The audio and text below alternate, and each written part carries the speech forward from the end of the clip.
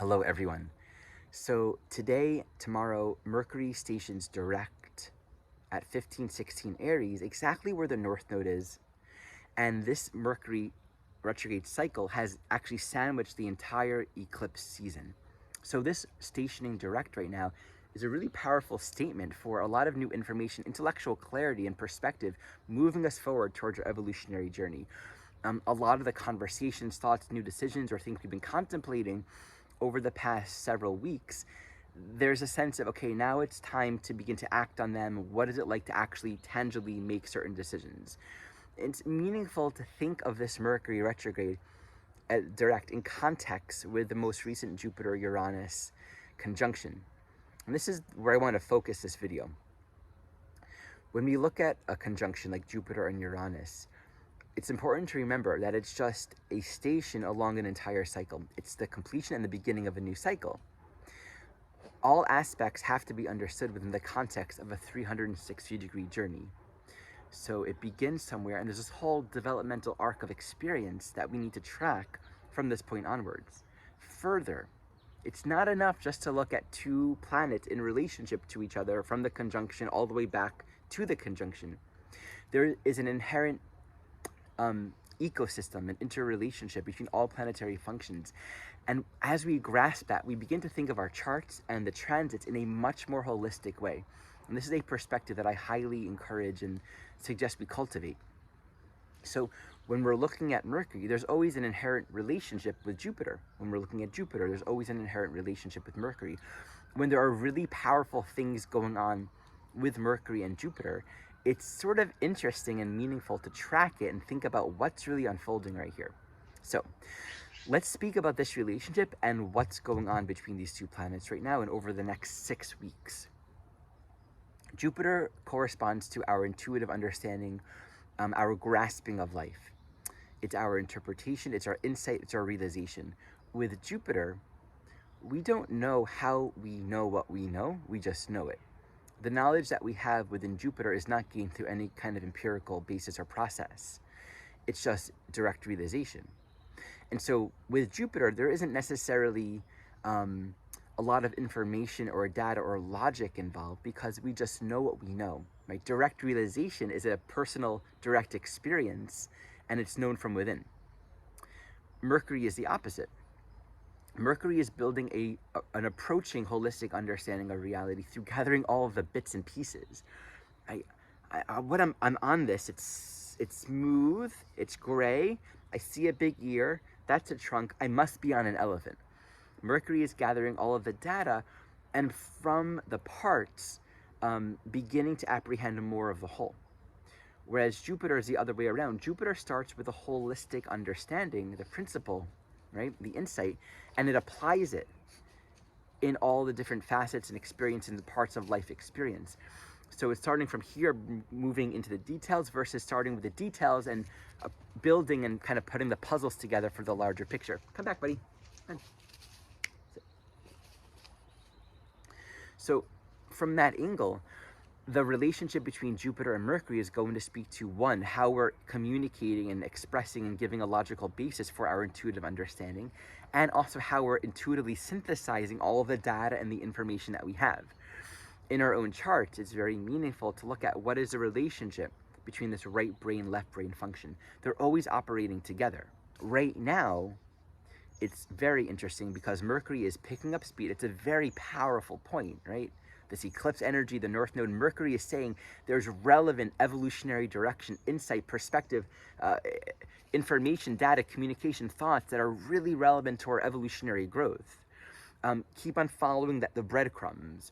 Metaphorically, read that book, have that conversation, talk it out, play it out, work it out in your mind. There's something unraveling here that you are to work out. In Aries, you are to work it out. Continue this investigation, right? Like Mercury in Aries is this person solo outside navigating an unknown territory, and they're creating the map as they go. They're figuring it out as they go. What's going to happen soon is Mercury will join Chiron. Of course, that has a lot of dimension to it. There's a tenderness. I'm walking a path I've never walked. What if I don't do it? What if I can't make it? Sometimes it's vulnerable, embracing our aloneness on this journey. We have to really trust ourselves here. It's going to move through Aries, and then will go into Taurus and square Pluto. And that's obviously going to have a very powerful energy entering into Taurus, squaring Pluto. That's about getting to the bottom line of our thoughts. Like, what is it I'm really seeking to understand and learn here? Kind of weeding out all of the other extraneous information.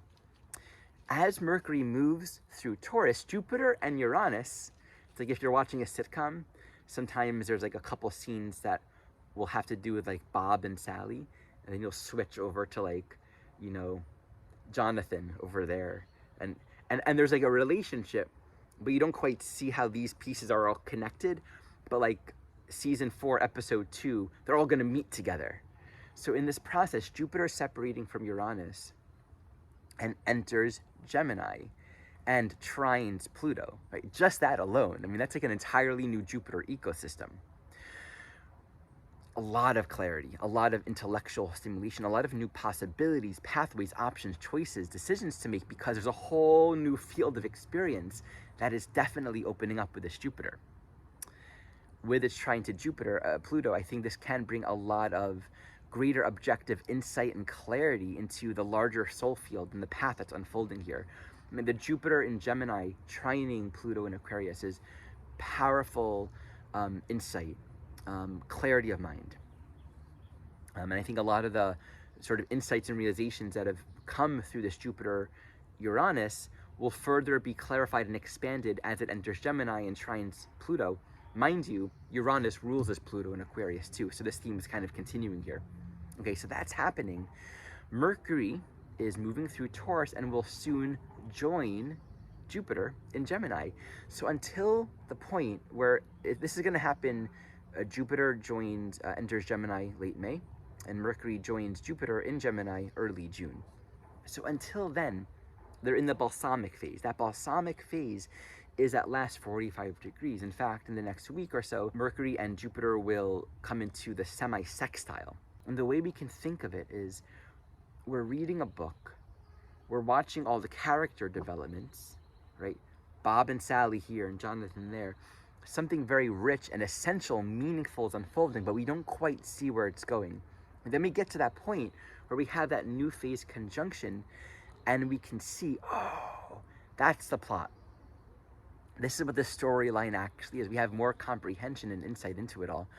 So Mercury moving to join Jupiter after having such a powerful stationing at this North Node in Aries, and after Jupiter having this powerful conjunction with Uranus and then going to trine Pluto, really speaks clearly that the next 6 weeks is tracking and gathering more holistic, broad-minded perspective, how all of the details and different pieces and scenes of our life, all the different seemingly decompartmentalized facets of our life experience, are all working together towards a holistic unity. And I think the teaching that I really want to bring forward, that I'm feeling in my own life that's alive, is the greater perspective that when there's this intellectual clarity, it's an emotional clarity first and foremost, because we're less restless. Internally, we can feel more grounded, even though there are experiences and realizations and pathways that are completely beyond what I can currently conceive of in this moment. I am where I am meant to be. And all the people, places, things of my life are exactly where they need to be. And I can appreciate, I can yield myself to the teachings and to the path that is unfolding as I take each step. That's one of the most important qualities I feel on the spiritual journey, to be able to authentically have that internal sense that this is where I'm meant to be. And there are these moments, these transits, these periods in our life where it seems like life might be saying to us, hey, I know it's hard. You're meant to be here. This is a part of it. Trust the journey. Yield yourself to the curriculum and continue to walk this path. There's this teaching from A Course in Miracles that's really profound to me. It says something to the likes of, if you knew that every experience was planned by the one that has your best interest, this is a paraphrase, would you ever be defensive? However you want to take that, it's a big piece to consider. You know, honestly, it's like every experience, really. But just imagine if we knew that where we are and what's unfolding was in fact for our best. If we just allowed ourselves to consider that, would we feel as tempted to allow thoughts of stress and anxiety and fear and victimization to override our consciousness, right? Would we be as likely to enter into a state of anxiety and fear if we really had that knowing and that trust that this is where we're meant to be and it's all unfolding for the greater good? So that's a beautiful, prayerful perspective to take with us over these next several weeks. As always, I am available to offer soul guidance sessions for anyone that is drawn to work with me. I do this work for individuals as well as couples. I also offer long-term soul-to-soul companionship sessions, which are a way of working with me long-term to cultivate more of a continuity of soul connection. And these are also discounted. For those that want to study with me and learn more from what I put out there, my training is in evolutionary astrology as taught by Jeffrey Wolf Green. I have a classes page with a plethora of classes, workshops, class series, as well as my complete training program. You can do this as a self-study and jump in the future during any live cohorts as well. Since Mercury is stationing direct, this is actually a great time to tune into the essence of Mercury. I have a retrograde class series that takes us through the meaning of every single retrograde planet, both stationing retrograde and stationing direct. So you can check all of that in the description below. And as always, thank you for watching.